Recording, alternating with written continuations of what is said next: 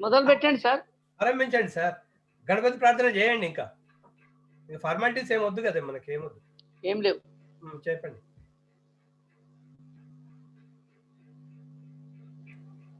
శుక్లాంబరధరం విష్ణుం శశివర్ణం చతుర్భుజం ప్రసన్నవదనం ధ్యాయేత్ సర్వవిఘ్నోపశాంతయే. అగజానన పద్మార్కం గజాననమహర్నిశం అనేకదం తం భక్తానాం ఏకదంతముపాస్మహే. వాగ్దేవీం హితార్థశబ్దరుచిరాం వాగ్దర్ప నిర్వాపణాం శుక్తాః ప్రభవార్తినాశనపరాం దృగ్దోషరుక్తాహకాం దృక్తశ్రీసుమభేదశోభితతనుం రుక్తద్రవిద్రావిణీం దృగ్దృష్టాంత సమస్తరూపితఫలాం సరస్వతీం భావయే. పెద్దలందరికీ నమస్కారం.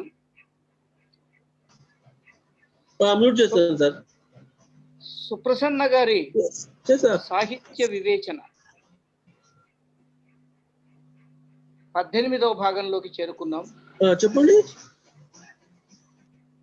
సుప్రసన్న గారు రాసినటువంటి పద్య కావ్యాల్లో ఒక గొప్ప కృష్ణ తత్వాన్ని తెలిపేటువంటి ఒక భావకావ్యం కృష్ణరశ్మి. మిత్రులు వజ్జల రంగాచార్య గారు వారి అశీతి సంచిక సందర్భంగా చాలా అపురూపమైనటువంటి ఒక గొప్ప వ్యాసాన్ని దీని గురించి అందించారు. అందులో వివరాలు ఇవాళ మనకు అందిస్తే బాగుంటుంది అనే కోరిక చేత మేము ఈరోజు వారిని ఆహ్వానించాము. ముఖ్యంగా మన అక్షరార్చన మిత్రులందరికీ కూడా వారి కంఠము, వారి వ్యాఖ్యానము, వారి పద్య పరిశీలన దృష్టి, పరిశోధన ఆసక్తి చాలా అబ్బురంగా కనిపిస్తూ ఉంటాయి. అంటే అంతకుముందు ఎవరూ చెప్పనటువంటి కొత్త కొత్త అంశాలను లోతుగా పరిశీలిస్తూ రాయలవారి ఆముక్తమాల్యదలో కావచ్చు, మరొక దాంట్లో కావచ్చు, చాలా అపురూపమైనటువంటి పద్ధతిలో వ్యాఖ్యానిస్తూ ఉండడం మనం చూస్తున్నాం. కేవలం ఛందస్సుకే పరిమితం చేసినటువంటి అప్పకవిలో ఉన్నటువంటి కవిత్వ దృష్టి ఎట్లాంటిదో, కేవలం అవతారిక పద్యాలను మాత్రమే గ్రహించి చెప్పడం అనేది చాలా కొత్త విషయం. అట్లాంటి మిత్రుడు ముఖ్యంగా పుట్టపర్తి నారాయణాచార్యుల వారి శివతాండవము ఇతర కృతుల మీద వారు ప్రత్యేకమైన పరిశోధన చేశారు. పుట్టపర్తి వారి పాండిత్యాన్ని అవగాహన చేసుకోవడమే చాలా కష్టమైనటువంటి విషయం. దాని లోతుల్ని సుప్రసన్న గారి మార్గనిర్దేశనతో వారు పరిశోధన చేసి చాలా అద్భుతమైనటువంటి గ్రంథాన్ని, అంటే నాట్యశాస్త్రము సాహిత్య శాస్త్రము రెండూ అధ్యయనం చేస్తే తప్ప దానిలో లోతుల్ని తెలుసుకోలేము. అట్లా చేసినటువంటి గ్రంథం. వారు ఇంకా కళ్యాణ మంగాధిప, సుప్రభ మొదలైనటువంటి, నవలోకం మొదలైనటువంటి పద్య కావ్యాలు, తరువాత అనేక సాహిత్య విమర్శ వ్యాసాలు, ఇటీవల ఆనంద నిలయం అనేటువంటి ఒక వ్యాస సంపుటిని కూడా వారు వెలువరించారు. ఇవాళ కృష్ణరశ్మి ఒక భావకావ్యంగా ఎట్లా గొప్ప కావ్యమో చెప్పడానికి మన మధ్యకు వచ్చారు. వారిని తమ ప్రసంగం కొనసాగించాల్సిందిగా ఆహ్వానిస్తున్నారు.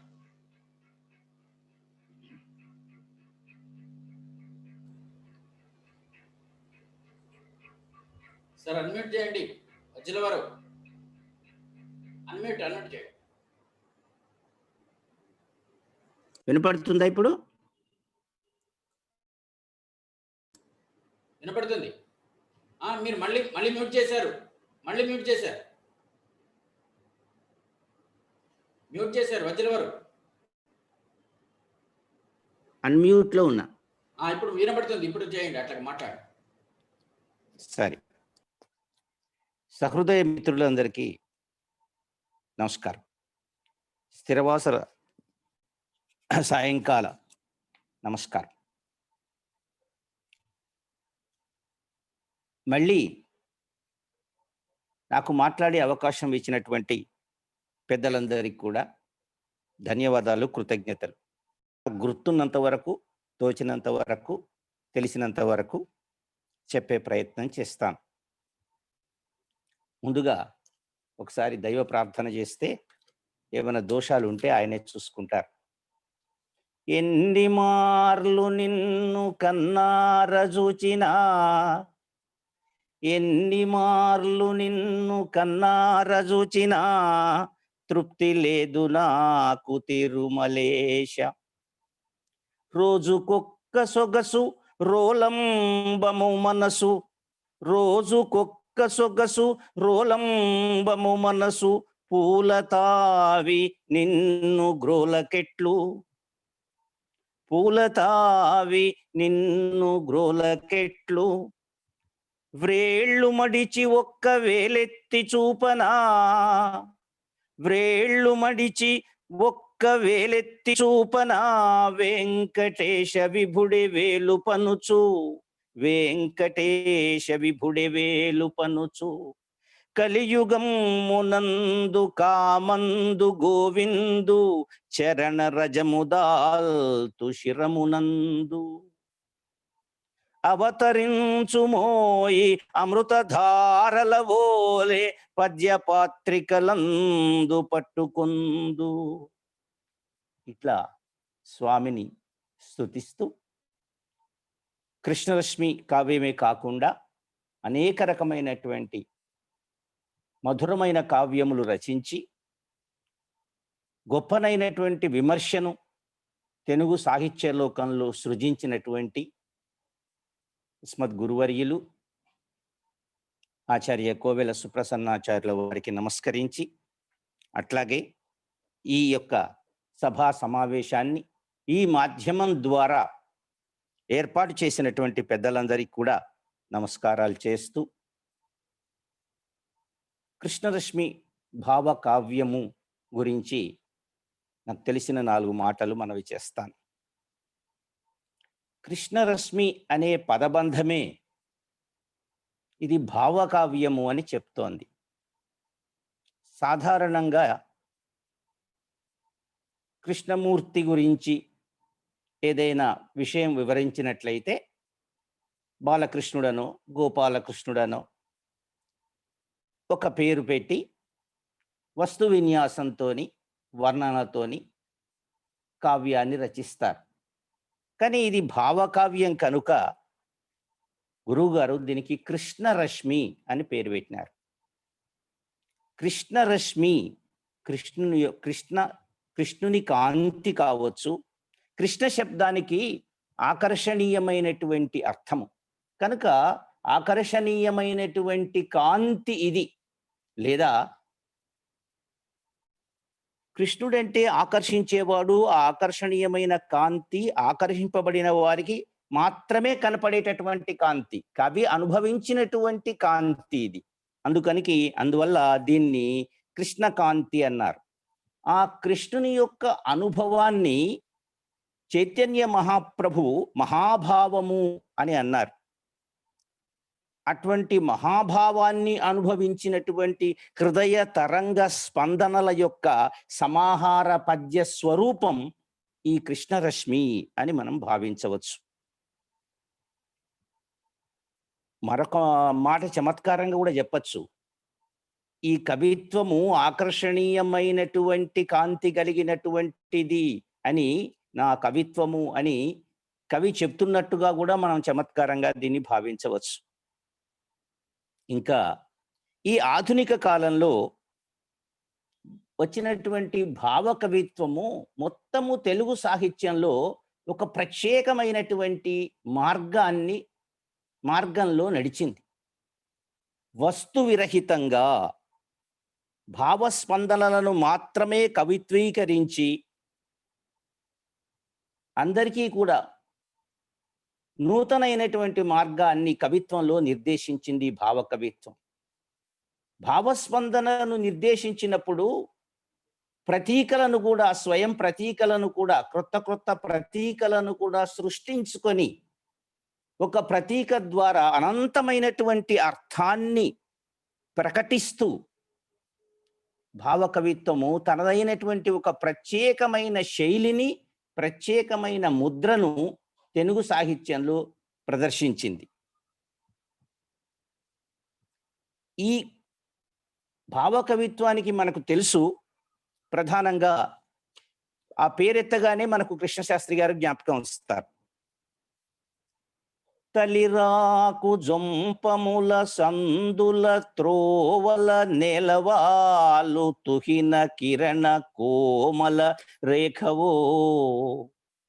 తలిరాకు జొంపముల సందుల త్రోవల నేలవాలు తుహిన కిరణ రేఖవో.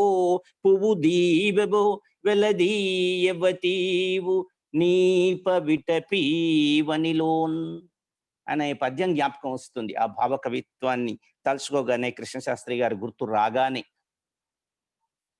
అట్లా ఒక భావము ఎక్కడి నుంచో వచ్చి నడయాడుతున్నట్టుగానే ఈ భావకవిత్వము అని వ్రాసినటువంటి పద్యాలలో కూడా ఒక చల్లని చక్కని భావము నడయాడుతూ అనేకమైనటువంటి అర్థాలను స్పృశింపజేస్తూ మనకొక ఒక అనుభూతిని కలిగింపజేస్తుంది. అది భావకవిత్వము అని ప్రచారం చేసినారు. ఆ విధంగా కవిత్వాన్ని వ్రాసి ప్రచారం చేసినారు కృష్ణశాస్త్రి వంటి వారలు. మన గురువు గారు కూడా ఆ భావకవిత్వ విధానంగా మార్గంలో కృష్ణరశ్మి అనేటటువంటి కావ్యాన్ని రచించినారు. ఈ కావ్యంలో యమున, యశోద, గోపిక, వేణువు, రేపల్లె, బృందావనం ఇవన్నీ కూడా ప్రతీకలే. ఇవన్నిటిని కూడా, ఈ మాటలన్నీ మనకు తెలిసున్నా కూడా ఈ కావ్యంలో కొత్తగా కనపడతాయి. ఈ కావ్యంలో యమున అంటే యమున కాదు, నది కాదు. యమున అంటే ఒక జీవ ప్రవాహం కావచ్చు, జీవుని వేదన కావచ్చు. ఇట్లా సందర్భాన్ని బట్టి ఆ పద్యంలో ఆ మాట అటువంటి అర్థాన్ని వెల్లడిస్తుంది. అట్లా ఈ భావకావ్యంగా ఇది పరిణమిల్లింది కృష్ణరశ్మి. అయితే ఈ భావకావ్యం యొక్క స్వరూపం ఎలా ఉందో మనం ఒకసారి చూద్దాం. కావ్యం లోపలికి పోయే ముందు ఈ భావకావ్యం యొక్క స్వరూప స్వభావం ఎట్లా ఉందో మనం చూడొచ్చు. ముఖ్యంగా దీన్ని గురువు గారు తమ గురువు గారికి అంకితం, తమ గురువు గారిని ప్రార్థించారు. మొట్టమొదట గురువు గారిని ప్రార్థించారు. అంటే మొట్టమొదట ప్రార్థించలేదు. ఈ కావ్యము చివర, కావ్యము ఆశాంతమయ్యేటప్పుడు గురువు గారిని ప్రార్థిస్తూ పూర్తి చేసినారు. ఆ పద్యం ఇట్లా ఉంది. కుదురై ఈ బ్రతుకిట్లు సాగినది, కుదురై ఈ బ్రతుకిట్లు సాగినది నీకున్ వాక్ ప్రసూనార్చనాస్పదతన్ కూర్చితి. సర్వభావముల నీ సంబంధమే బంధమై కొదువల్ జేరని మన్కి దక్కినది నాకున్ శ్రీ శివానంద సంపద చింతామణి చిత్పదారణి శృతి ప్రావార ముక్తామణి. అద్భుతమైనటువంటి ఈ పద్య రచన తన గురువు గారిని గూర్చి చెప్పారు సుప్రసన్న గారు. కుదురై ఈ బ్రతుకిట్లు సాగినది నీకున్ వాక్ ప్రసూనార్చనాస్పదతన్ కూర్చితి. సర్వభావముల నీ సంబంధమే బంధమై. ఇదంతా నీ సంబంధమేనయ్యా. నీకు గురువుగా నీవు అందించినటువంటి ఒకానొక భక్తి కావచ్చు, ఒకానొక ఉత్సాహం కావచ్చు, ఆశీర్వచనం కావచ్చు, అటువంటి సర్వభావములు లేదా యోగం కావచ్చు, ఆ సంబంధముల చేత కొదువల్ చేరని మన్కి దక్కినది. నాకు అసంతృప్తి లేనటువంటి జీవితం నాకు దక్కింది. శ్రీ శివానంద సంపద చింతామణి చిత్పదారణి శృతి ప్రావార ముక్తామణి. ఎంత అద్భుతమైనటువంటి విశేషణాలు వేశారు, విశేషణాలతో పద్యం రచించారో చూస్తే చాలా ఆశ్చర్యం కలుగుతుంది. గమ్మత్తు ఏంటంటే ఈ శివానంద గురువు గారి యొక్క ఆశ్రయం చేత తనకు కలిగినటువంటి యోగానుభవములతో కూర్చినటువంటి ఈ కృష్ణరశ్మి కావ్యాన్ని తనకిష్టమైనటువంటి మరొక గురుస్వరూపులైనటువంటి శ్రీ శ్రీ శ్రీ లక్ష్మణ యతీంద్రులకు భక్తి భావన స్వరూపులైనటువంటి ముముక్షుజన పీఠాధిపతులైనటువంటి లక్ష్మణ యతీంద్రులకు అంకితం చేసినారు. గమ్మత్ ఏమిటంటే నిత్య శివాభిషేక తత్పరులైనటువంటి వారు శివానందమూర్తి గారు నిత్యము వాసుదేవ నామ ధ్యాన సుధానంద తత్పరులైనటువంటి వారు లక్ష్మణ యతీంద్రులు. అంటే గురువుగారి దృష్టిలో శివానందులైన లక్ష్మణ యతీంద్రులైన మహా చైతన్య ప్రవాహమునకు రూపుకట్టినటువంటి మంగళమూర్తులనే అర్థంతోనే, అంటే శివకేశవ సామరస్యంతోనే ఒకానొక మహా చైతన్య భావము ఇరువురిలో ఆయన దర్శించటం చేతనే ఈ రెండింటికి లేదా ఇరువురికి లేదా ఈ భక్తి భావంలో ఎటువంటి ఉపాసనలోను ఎటువంటి తేడాను గమనించకుండా ఇద్దరిలోనూ ఒకే విధమైనటువంటి మహా చైతన్యమును గమనించి ఆయన ఈ కావ్యాన్ని రచించి అంకితం చేసినారు. చాలా విచిత్రమైనటువంటి సంఘటన. అంటే గురువుగారు కేవలము కావ్యాన్ని రచించటమే కాదు, ఆ కావ్యము ద్వారా కూడా మనకు ఒక ఉపదేశం చేస్తున్నారు. కావ్యంలోనికి ప్రవేశించక ముందే మనకు చక్కని ఉపదేశం చేస్తున్నారు. మీరు బాబు అడ్డబొట్టు నిలువు బొట్టు అనే భేదభావం చూడకండి. ఎవరెవరైతే తపస్సంపన్నులో, ఎవరెవరైతే మహాభక్తి సంపన్నులో వారి దరికి చేరినప్పుడు వారిలో ఎటువంటి భేదముగా చూడకండి. మీరు ఆ మహా చైతన్య స్వరూపముగా వారిని భావించండి అని మనకు ఒక హితబోధను చేస్తున్నట్టుగా ఈ అంకిత లక్షణము మనకు కనిపిస్తూ ఉన్నది. శివానంద సంపద చింతామణి అన్నారు ఆయన గురువుగారిని, తమ గురువుగారిని. శివానందము అంటే శివుడిచ్చే ఆనందము కేవలము సామాన్యమైనది కాదు, మంగళకరమైన ఆనందము. కొందరికి ఆనందము కలుగుతుంది లౌకిక ధన కనక వస్తు వాహన కామకేళి విలాసాదుల ద్వారా ఆనందం కలుగుతుంది. కానీ అది కాదు శిష్యుడు కోరేది గురువిచ్చేది. ఈ గురువిచ్చేది శివానంద సంపద. అది శాశ్వతమైన మంగళకరమైన సంపదట. అట్టి శాశ్వత సంపదకు గురువు శివానందమూర్తి గారు చింతామణి అని వర్ణించినారు. చింతామణి అంటే భక్తుడు ఏది కోరుకుంటే అది ఇచ్చేటటువంటిది చింతామణి అని వర్ణించినారు. ఆయన చిత్పదారణి అని మరొక విశేషం వేసినారు. చిత్పదారణి అంటే స్వచ్ఛమైన పరమాత్మను చేరుకోవడానికి ఆత్మ అనే హవిస్సును వ్రేల్చుటకు జ్ఞానమనే అగ్నిని పుట్టించే చిత్పదారణి పుట్టించేవాడు ఆయన. అట్లాగే మరొక అద్భుతమైనటువంటి పదబంధం శృతి ప్రావారముక్తామణి. ఆయన ఎటువంటి వాడు ఆ శివానందమూర్తి గారు అంటే, తమ గురువు గారు ఎటువంటి వారని చెప్తున్నారంటే శృతి ప్రావారముక్తామణి. శృతి ప్రావారము ఈ పదబంధమే చాలా కొత్తగా ఉంటుంది, అందంగా ఉన్నది. వేదమనే ఉత్తరీయము ధరించిన స్వచ్ఛమైన ముత్యము వంటి ప్రకాశము కలిగిన వాడట. వేదమనే ఉత్తరీయము ధరించిన స్వచ్ఛమైన ముత్యము వంటి ప్రకాశము కలిగిన వాడట. ఇక ఆయన వెనకాల వెళితే మనము మోక్షగమ్యానికి కాకుండా ఇంకెక్కడికి వెళ్ళగలం ఆయన అనుసరించితే?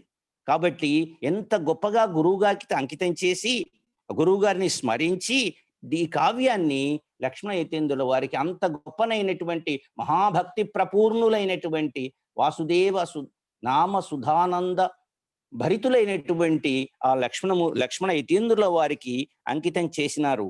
అది నాకు ఆ మొట్టమొదటి పద్యం చూస్తే నాకు ఈ అంకిత భావం కూడా ఇందులో కనిపిస్తుంది నాకు. వారు రాసినటువంటి కావ్యంలోని మొట్టమొదటి పద్యంలో కూడా గోవింద దీప్తి అని ఒక పదం ఉన్నది పద్యంలో చివర.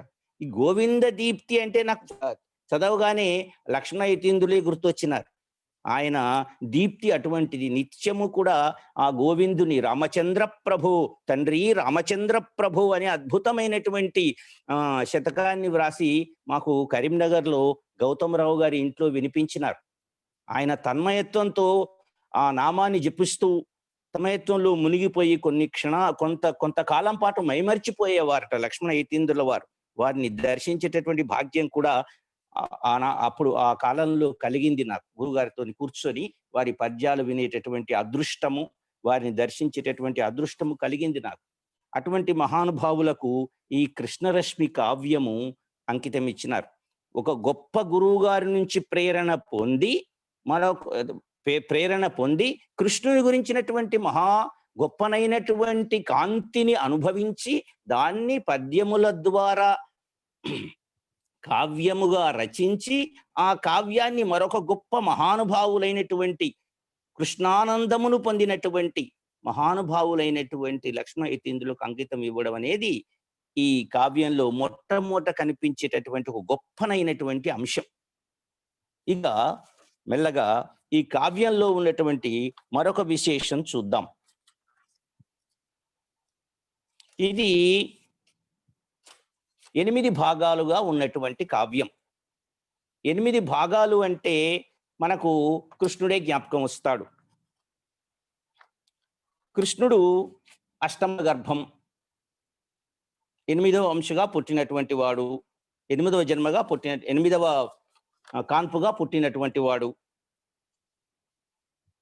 తర్వాత 8 భాగాలుగా ఉన్నటువంటి కావ్యంలో ఒక్కొక్క భాగంలో 16 పద్యాలు.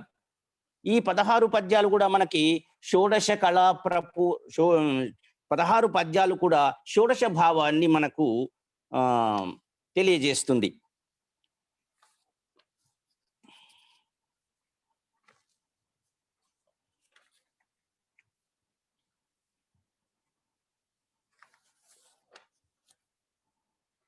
అయితే 16 పద్యాలు షోడశ భావాన్ని మనకు తెలియజేస్తూ అన్నమయ్య వ్రాసినటువంటి కీర్తన కూడా మనకు జ్ఞాపకం వస్తుంది. షోడశోపచారములు అని ఎక్కడో రాసుకున్నది.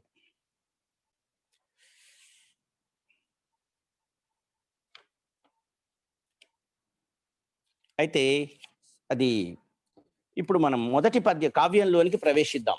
కావ్యంలో ప్రవేశించి మొదటి పద్యం చూద్దాం. శ్రీ మహితరోచుల ఆత్మ వర్షించుగాక ఎడదలో మింటి అంచుల మృదుల రేఖలు ఆవరించు నీలాంబోద మత్స తెల్వి వెన్నెలలు క్రమ్ముకున్న గోవింద దీప్తి. పద్యం ఇట్లా ప్రారంభమైంది.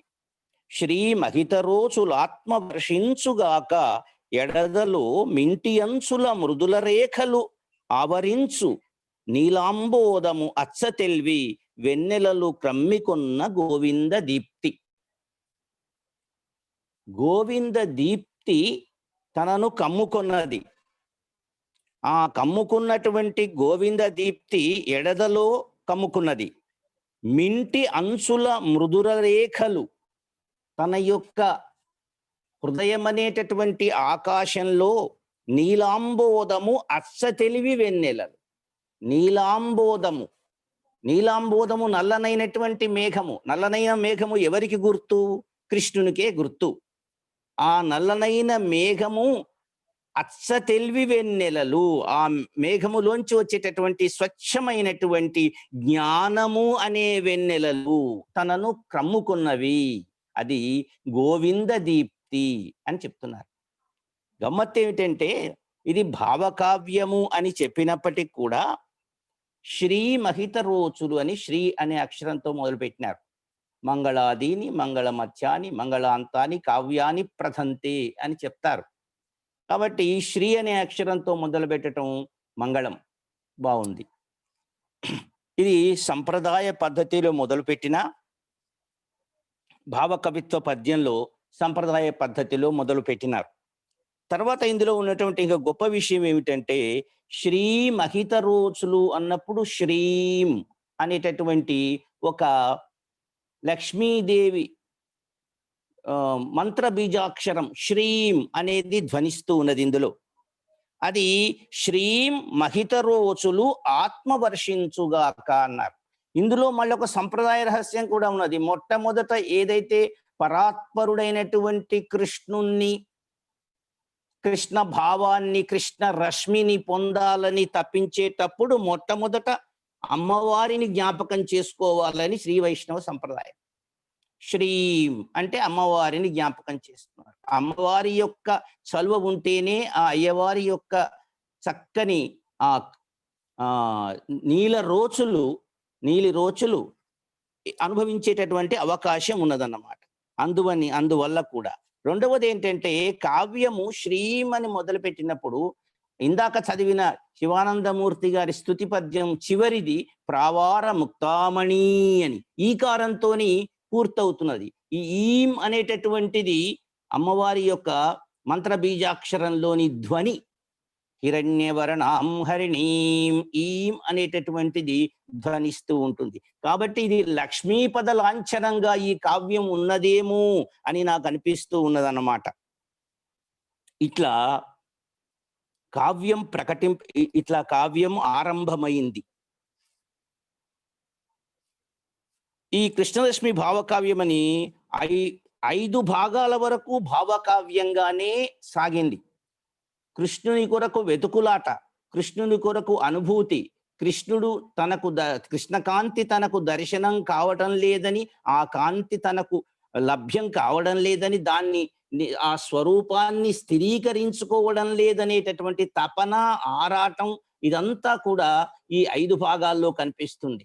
ఈ తపన, ఆరాటం ఇదంతా తనకు కనిపించిన తర్వాత తాను ఎటుపోతున్నారు, తన మార్గం ఏమిటి, తనకు ఏ మార్గం దొరకడం లేదు, ఎవరు చెప్పినా తాను వినడం లేదు, తనొక మొండివాణ్ణి అని తనకు తాను అనుకుంటూ ఉండగా, తనకు ఏదో ఒక గురూపదేశం లాగా ఒక నీలమేఘము వర్షించి తన యొక్క ఆత్మ ఆర్ద్రమై అందులో తడిసిపోయింది. అప్పుడు తనకు ఒక ఆనందమయమైనటువంటి కృష్ణ రశ్మి ప్రవాహం తనకు అనుభూయమానమైంది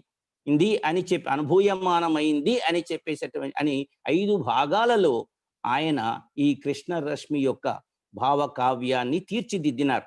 అట్లాగే తర్వాత ఎవరు ఈ కృష్ణ రశ్మిని గురించి తహతహ పడినటువంటి భక్తులెవ్వరు, లేదా యోగ సాధనకు ఉపక్రమించిన వారెవ్వరు అని ఆలోచిస్తే గోదాదేవి కనిపించింది. ఆమె ఏ విధంగా కృష్ణ భక్తినితో తన్మయమైంది ఆలోచించినారు. ఆయన తరువాత అర్జునుడు సఖ్యభక్తితో ఏ విధంగా గోవిందుని సంస్మరించినాడు, వెంట ఉన్నాడు అని. మూడవది మైత్రేయుడు మధ్యలో ఒక కృష్ణుని యొక్క యోగ లక్షణాన్ని భూలోకంలో ప్రసారం చేసినటువంటి వాడు. ఈ విధంగా ఈ కావ్యము మిగతా ఒక 3 భాగాలు కలుపుకొని 8 భాగాలతోని పూర్తి అయిందన్నమాట.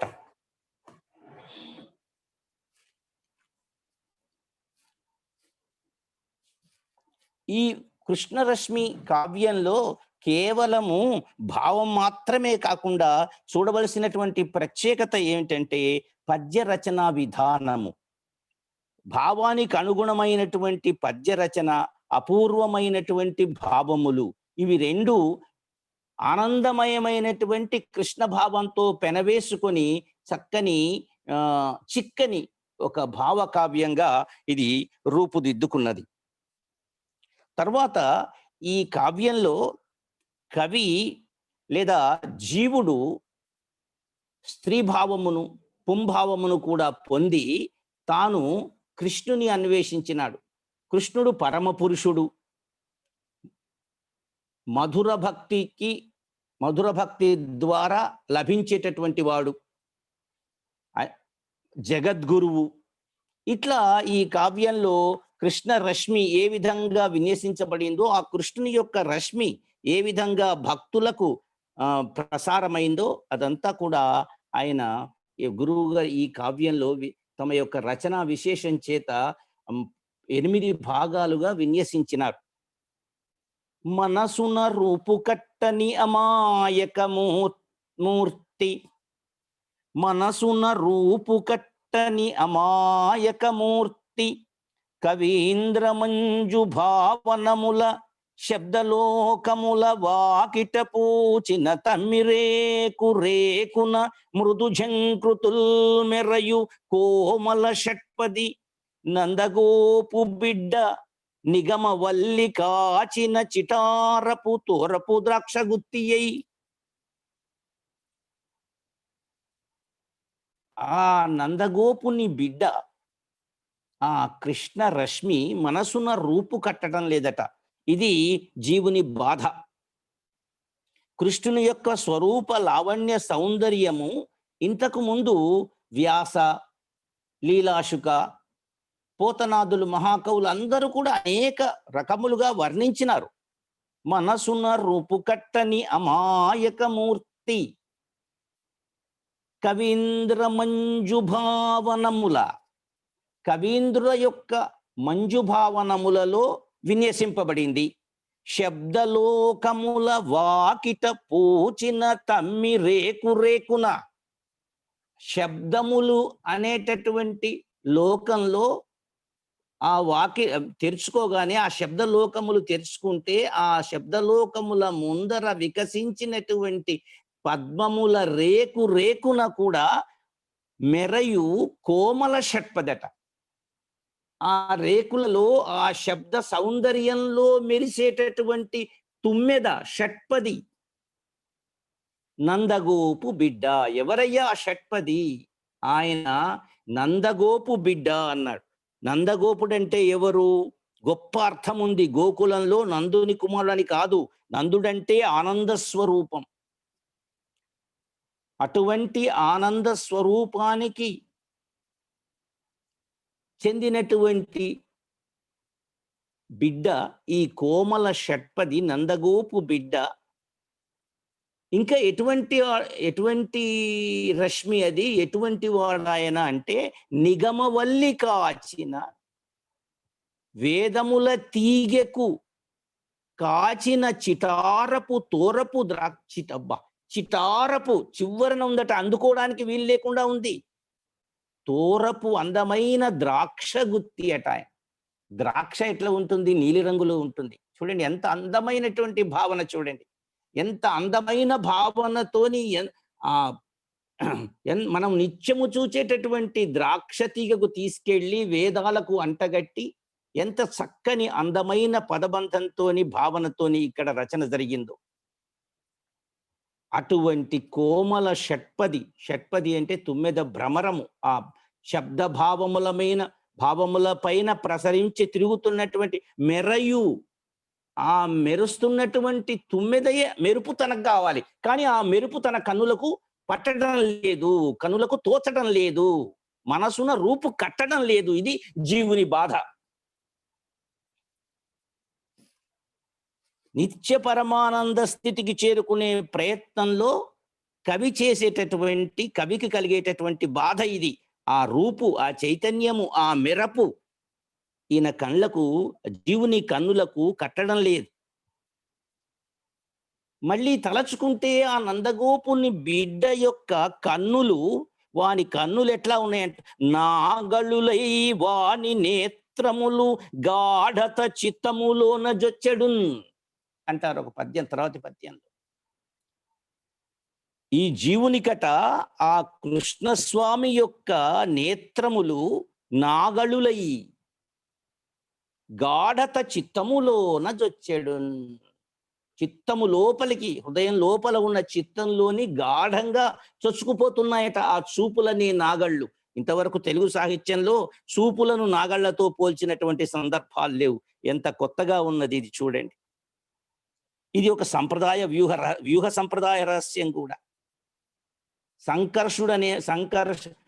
నాగలి ధరించేవాడు బలరాముడు. బలరాముడికి సంకర్షణ వ్యూహానికి సంబంధం. సంకర్షణ వ్యూహం జ్ఞానాన్ని ఇస్తుంది. వాసుదేవ సంకర్షణ ప్రద్యుమ్న అనిరుద్ధ వ్యూహములు అని పాంచరాత్ర ఆగమంలో 4 వ్యూహాలని చెబుతారు. పరవాసుదేవుడు ఈ 4 వ్యూహాలుగా సృష్టిలోనికి దిగి వచ్చినాడు అని పాంచరాత్ర ఆగమం చెబుతోంది. వాసుదేవ సంకర్షణ ప్రద్యుమ్న అనిరుద్ధ వ్యూహాలుగా. ఈ సంకర్షణ వ్యూహం జ్ఞానాన్ని కలగజేస్తోంది. అగో ఆ ఆనందమయమైనటువంటి జ్ఞానము కొరకు జీవుని యొక్క తపన, ఆ తపనలో ఆ స్వామిని దర్శిస్తూ ఉంటే, ఆ నందగోపుని బిడ్డను దర్శిస్తూ ఉంటే ఆయన చూపులు నాగళ్ళై ఈయన హృదయాన్ని లోతుల తొలుస్తున్నాయట. ఇక్కడ భావకవిత్వం యొక్క చిక్కదనం మనకు బాగా తెలుస్తూ ఉన్నది. జీవుడు పొందేటటువంటి వేదన మనకు తెలుస్తూ ఉన్నది. అయ్యో ఆ యొక్క అపురూపమైనటువంటి దృక్కుల యొక్క ప్రభావం చేత నాకు తపన పెరిగిపోతూ ఉన్నది, ఆ కాంతి నాలో స్థిరీకరింపబడడం లేదు అని కవి యొక్క వేదన, జీవుని యొక్క వేదన. దాని తర్వాత పద్యం చూస్తే, దుమ్ము గ్రమ్ము కొన్న నెమ్మోముతో యశోదమ్మ ఇంట ఆటలాడు శిశువు. దుమ్ము క్రమ్ము కొన్న నెమ్మోముతో యశోదమ్మ ఇంటను ఆటలాడు శిశువు. కనుల ఎండ జిలుగు కలబోయు వెన్నెల లొప్పు నీల మణుల కుప్పయందు. ఆ శిశువు ఎలాంటి వాడు అంటే దుమ్ము క్రమ్ముకున్న ముఖం కలిగినటువంటి వాడు.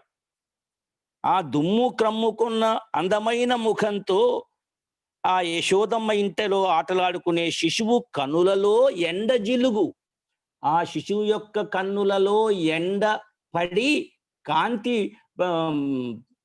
తిరిగి ప్రతిబింబిస్తూ ఉన్నది. ఆ కాంతి అది ఎలా ఉన్నది? కలబోయు వెన్నెలలొప్పు, వెన్నెలల మాదిరిగా ఎండ కన్నులకు పోయి తిరిగి బయటకు ప్రతిఫలించేటప్పుడు వెన్నెలల మాదిరిగా ఉందట. ఎందుకంటే ఆయన నీలమణుల కుప్ప కాబట్టి, ఆయన నీలమణుల కుప్ప కాబట్టి.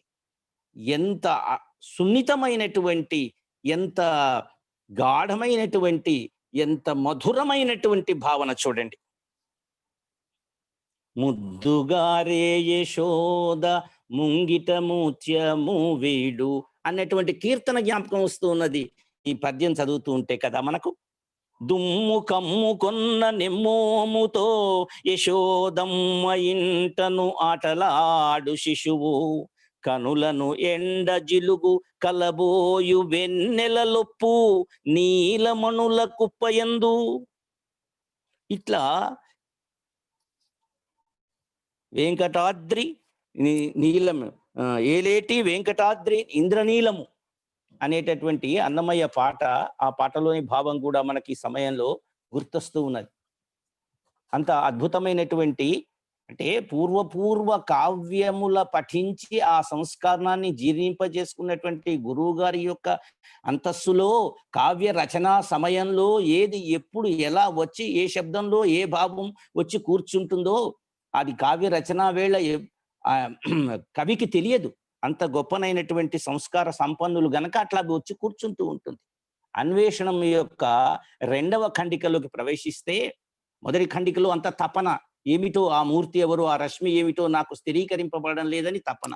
రెండవ ఖండికలోకి పోతే కదలి రెండని రేయి చీకటుల నడుమా కీచురాళ్ల కప్పల సడి కెలకులందు వెంటబడి వచ్చు నెవరో నే వెర్రిదాని ఓలే భయ సంకులాకుల దోలనుగా. నేను వెడుతున్నాను, నేను పరిగెడుతూ ఉన్నాను, నేను ఆ రేయి చీకటిలో వెడుతూ ఉన్నాను, కీచురాళ్ల కప్పల సడి వినబడుతూ ఉన్నది. కానీ నా వెంట ఎవరో వస్తున్నారు, కానీ ఆ ఎవరో నేను గుర్తుపట్టలేకుండా పోతున్నాను. భయ సంకులాకుల డోలనుగా, భయము ఒకానొక సంకులమైనటువంటి బాధలో ఆ డోలలో ఉగిసలాడుతూ ఉన్నాను అంటున్నారు. ఇక్కడ ఐహిక జీవితంలోని వాంఛలు, బంధాలు, సమస్యలు అన్నీ కూడుకున్నదే ఆ చీకటి రేయి. ఆ చీకటి జీవితంలో కెలకులందు వచ్చునెవండో అతని కొరకే అన్వేషణ. ఆ చీకటి జీవితంలోనైనా ఎవరినో ఆలోచిస్తున్నారు, ఎవరినో వెతుకుతున్నారు, ఎవరో కళ్ళు కనిపించకుండా పోతున్నారు. ఆ కెలకులలో ఆయన కాంతి కొద్దిగా కనపడుతున్నది. ఆ కాంతి కొరకే జీవుని యొక్క అన్వేషణ. చిత్రమైన విషయం ఏమంటే ఈ అన్వేషించేటటువంటి జీవి స్త్రీ కావచ్చు, ఒక్కొక్కసారి పురుష భావాన్ని కూడా పొందవచ్చు. అందువల్ల నే వెర్రిదానవోలే అన్న మాటలో స్త్రీ భావాన్ని పొంది చెప్తూ ఉన్నారు కవి. జీవుడు వెర్రిదానిలాగా నేను వెతుకుతూ ఉన్నాను అని అంటూ ఉన్నారు. మూర్తి కట్టని ప్రియభావమతడు, ఆ వెంట వచ్చేటటువంటి వాడు నాకు ప్రియమైనటువంటి వాడే, కానీ ఆయన ఎవరు నాకు తెలియడం లేదు, ఆ మూర్తి కట్టడం లేదు నా కన్నులకు. ఈ విధంగా అన్వేషిస్తూ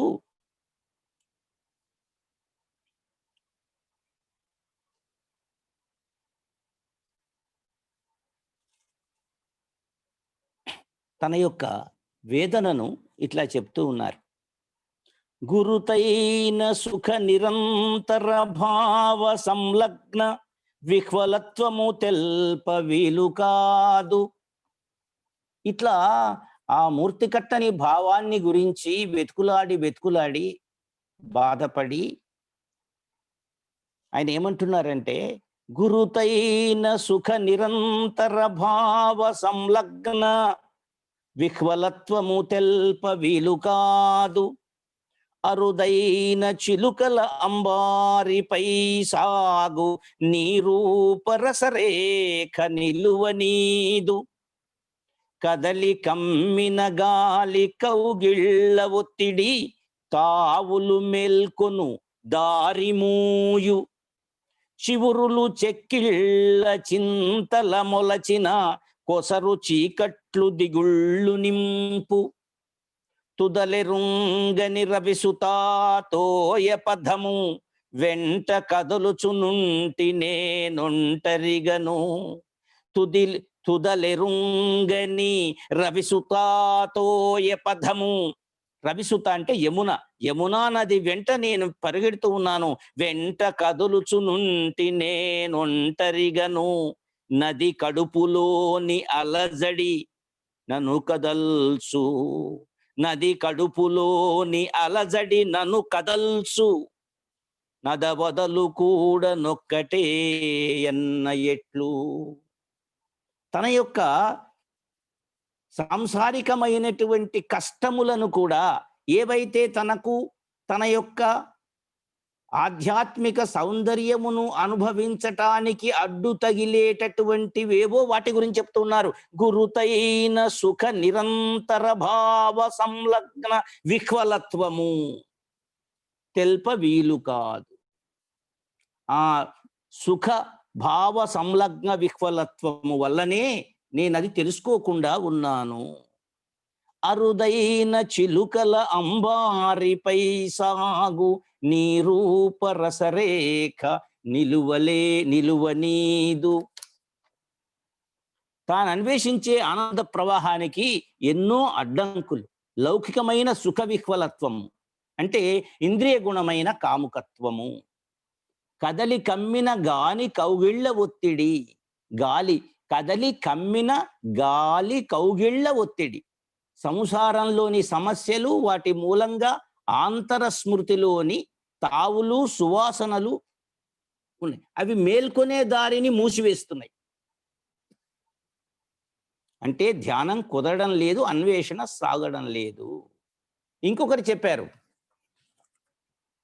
చివురులు చెక్కిళ్ళ చెంతల మొలచిన కొసరు చీకట్లు. అంటే ఈ చివురుల చెక్కిళ్ళు ధర్మపత్ని యొక్క ముఖ వర్ణనగా అనిపించింది నాకెందుకో. చివురుల చెక్కిళ్ళు, ఈ ఎలా ఉన్నవి చివురుల చెక్కిళ్ళు అంటే వదనం వాడిపోయి ఉన్నదట. చివురుల చెక్కిళ్ళ చెంతన మొలచిన కొసరు చీకట్లు.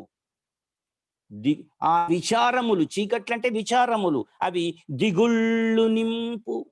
తనకు ఉత్సాహాన్ని కలగజేయకుండా దిగులును కలగజేస్తూ ఉన్నవి. ఇన్ని రకాలుగా సాంసారిక సుఖాలు అడ్డుపడుతూ ఉన్నవి, అట్లాగే ఇతరత్ర సమస్యలు అడ్డుపడుతూ ఉన్నవి, అనే దారులు మూస్తూ ఉన్నవి, నిలువనీయకుండా చేస్తూ ఉన్నవి, దిగుళ్ళు కలిగిస్తూ ఉన్నవి. ఈ రకంగా చేస్తూ ఉంటే అయినా కూడా తాను ఆ జీవి తుదలెరుంగని రవిసుతాతోయ పథము, ఆ తుద ఎక్కడున్నదో తెలియదు. అటువంటి ఆ ఆధ్యాత్మిక మార్గంలో వెంట కదులుచునుంటి నేనొంటరిగను, ఒంటరిగా వెళ్తున్నాను నేను, నాకు తోడెవరు లేరు అంటున్నాడు. నది కడుపులోని అలజడి నన్ను కదల్చు. నది కడుపులోని అలజడి, నది అంటే యమున, ఆ ప్రవాహము, ప్రవాహము అంటే ఆ జీవుని వేదన. అయ్యో నాకు ఆ దర్శనం కావడం లేదు, అది రూపు కట్టడం లేదు అనేటటువంటి ఆ వేదన నన్ను కదల్చు. నద వదలు కూడా ఒక్కటే అన్న ఎట్లు. ఆ కష్టాలు కూడా ఎప్పటికి ఇట్లాగే ఉంటాయా, ఈ ఇబ్బంది అంతా ఇట్లాగే ఉంటుందా, ఇదంతా ఒక్కటేనా అనేటట్టుగా నాకు ఇబ్బంది కలుగుతూ ఉన్నది అన్నాడు. ఈయన ఇక్కడ ఒక మాట అన్నారు, కవి లేదా జీవుడు ఏమంటారంటే, కదులుచు ఉంటే ఒంటరిగాను, నేను ఒంటరిగా కదులుతూ ఉన్నాను, నాకు తోడెవ్వరు లేరు, కనీసం మార్గం చూపించే వారెవ్వరు కూడా లేరు అన్నాడు. ఇక్కడ అంతకుముందు ఒక పద్యం ఉన్నది. ఆ పద్యంలో కవి తన గురించి తాను చెప్పుకుంటాడు.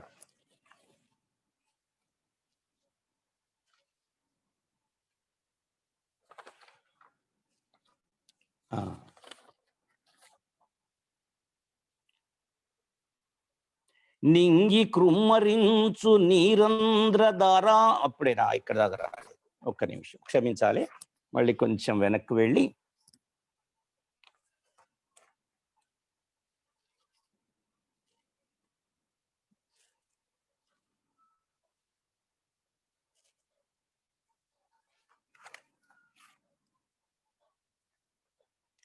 నది కడుపులోని అలజడి ఏదైతే ఉందో అది కృష్ణ భావంలోని ఉద్విగ్నతను కనిపిస్తూ ఉన్నది. ఇటు భౌతికమైన సమస్యలతోనూ అటు ఆంతర్యంలోని కృష్ణభావ ఉద్విగ్నతతోని సతమతమవుతున్నాడు జీవుడు. సరైన మార్గం దొరకడం లేదు.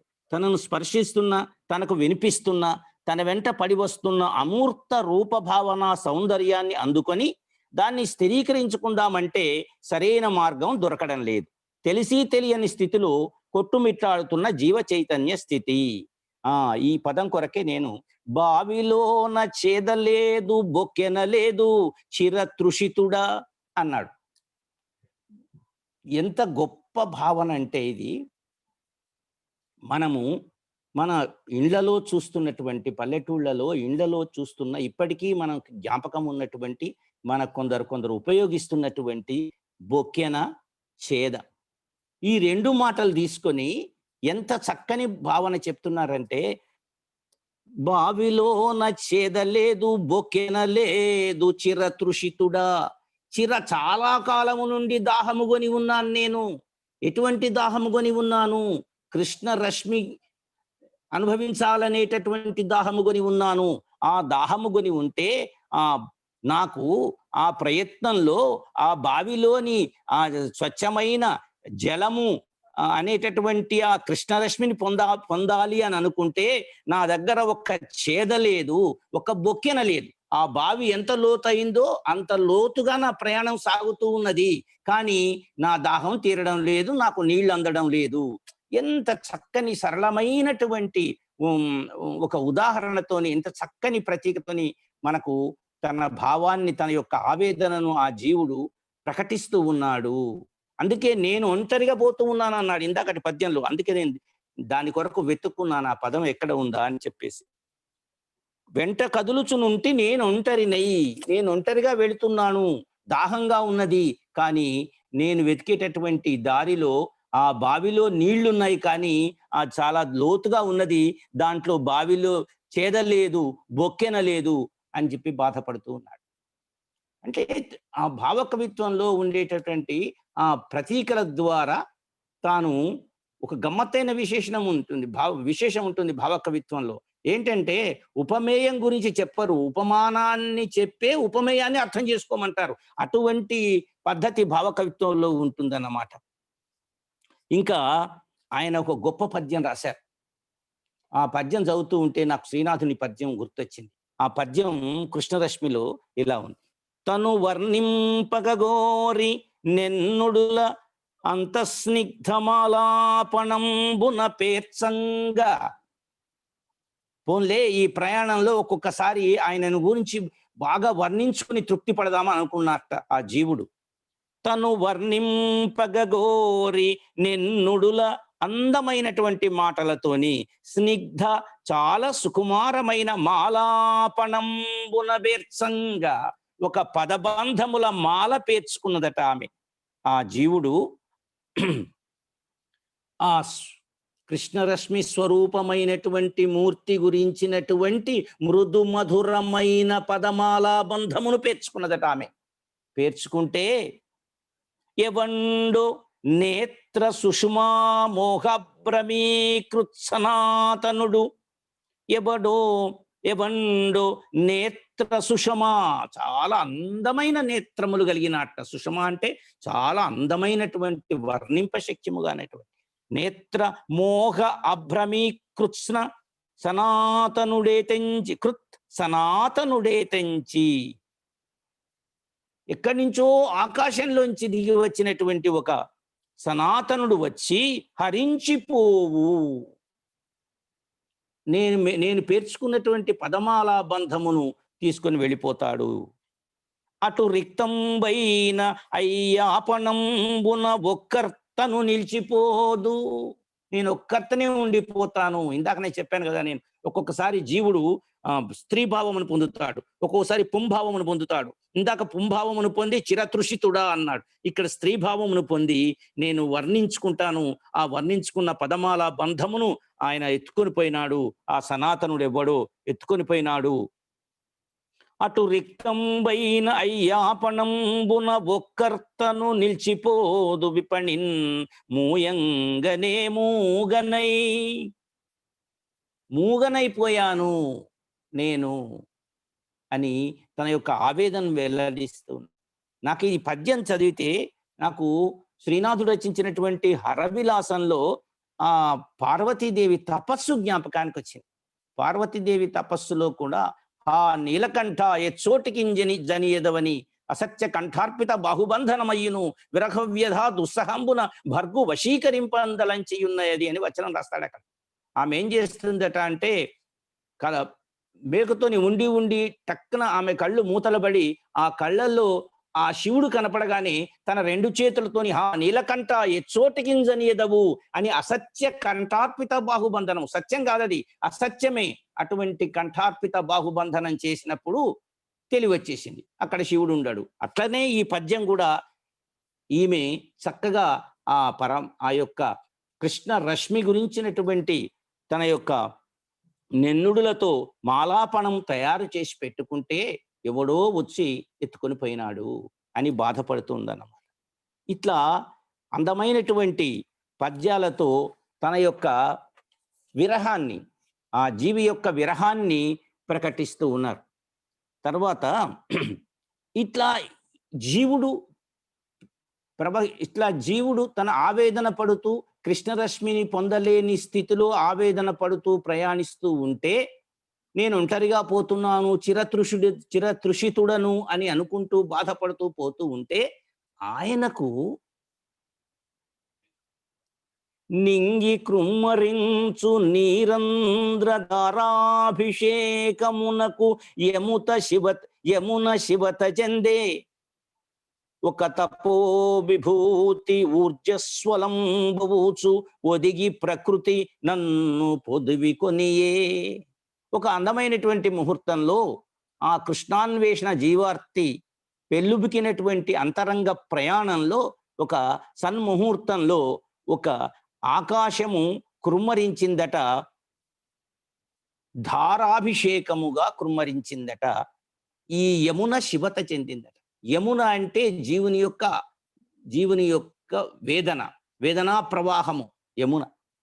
ఆ యమునపై ఆకాశము నుండి, ఆకాశం అంటే ఒక సద్గురు మందహాస కిరణమో కటాక్ష కాంతి కిరణమో లేక వారి యొక్క దయా ధారయు తెలియదు, అది ఈ యొక్క జీవుని యమునా ప్రవాహమైనటువంటి జీవుని యొక్క మానసిక వేదన ప్రవాహము పైన కుమ్మరించిందట. అప్పుడు అది శివత చెందే.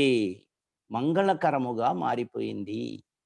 ఒక తపో విభూతి ఉజ్వస్వలంబవుచు, ఇంకా అది స్పష్టంగా చెప్తున్నాడు.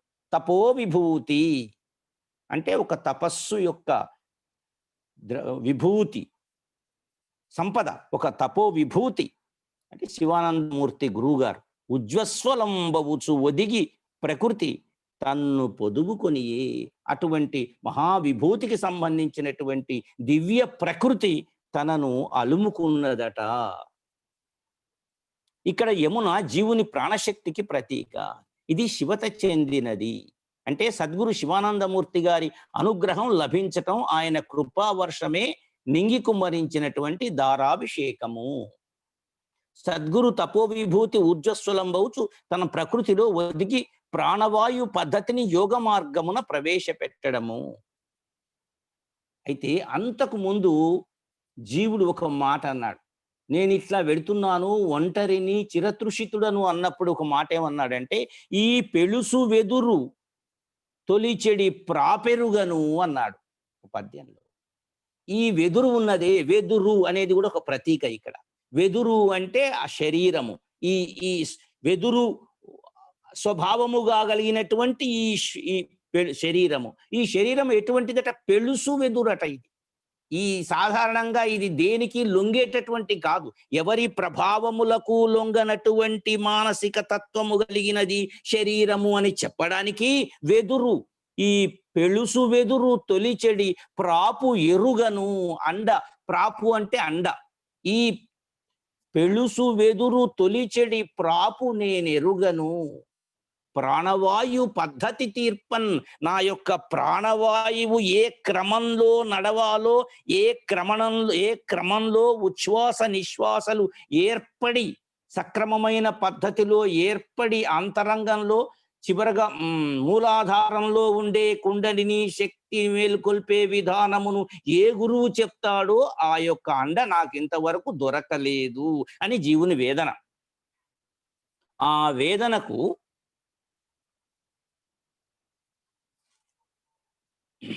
ఇప్పుడు ఈ పద్యము సమాధానం చెప్పిందనమాట. ఆయనకు ఒక సమాధానం దొరికింది. నింగి కృమ్మరించు నీరంధ్ర దారాభిషేకమునకు యమున శివత జందే. యమున ఆ ప్రవాహము, ఆ వేదనా ప్రవాహము శివత జందే. ఒక తపో విభూతి ఊర్జస్వలంబవుచు ఒదిగే ప్రకృతి నన్ను పొదుగుకొనియే అన్నాడు. ఇటువంటి పెళుసు వెదురును కూడా తొలిచి వేణువును చేయగలిగినటువంటి ప్రాపు సద్గురువు శివానందమూర్తి గారు లభించినాడు అని అర్థం అన్నమాట. ఇక్కడికి నుంచి ఆయనకు చక్కని యోగ మార్గ దృక్పథము అలవడింది అని అర్థం చేసుకోవాలి మనం. అయితే ఇక్కడ ఒక మాట నేను చెప్పదలుచుకున్నాను. ఏంటంటే, మొదటి నుంచి కూడా ఓరుగల్లు విశ్వేశ్వర కళాశాలలో చదువుకున్నప్పుడు అటు విజయసారథి గురువు గారిని, అక్కడికి వచ్చేటటువంటి ఇది సుప్రసన్న గురువు గారిని ఇద్దరిని చూడడము, వారిద్దరూ కూడా మహానుభావులు, గొప్ప ప్రతిభా సంపన్నులు అని అర్థం చేసుకోవడము. ఒకసారి ఒక కావ్యాన్ని, శబరి పరిదేవనం అనేటటువంటి కావ్యాన్ని సంస్కృతంలో వ్రాసి శ్రీమాన్ శ్రీభాష్యం విజయసారథి గారు మన గురువుగారు సుప్రసన్న గారికి అంకితం ఇచ్చినారు. అంకితం ఇస్తే అక్కడ వేదిక మీద నేను కొన్ని పద్యాలు చదివినాను. అందులో ఒక పద్యం ఏంటంటే, ఇరువురి గురించినటువంటి మనస్తత్వాన్ని గురించినటువంటి పద్యము నేను అక్కడ చదివినాను. అది విన్నవాళ్ళు అందరు కూడా బాగుంది అన్నారు. విశ్వామిత్రుల ఇరువురు విశ్వమున నవాభిరామ విద్యాస్రష్టల్. విశ్వామిత్రుల ఇరువురు విశ్వమున నవాభిరామ విద్యాస్రష్టల్. నిశ్వాసోచ్ఛ్వాసోద్ధిత.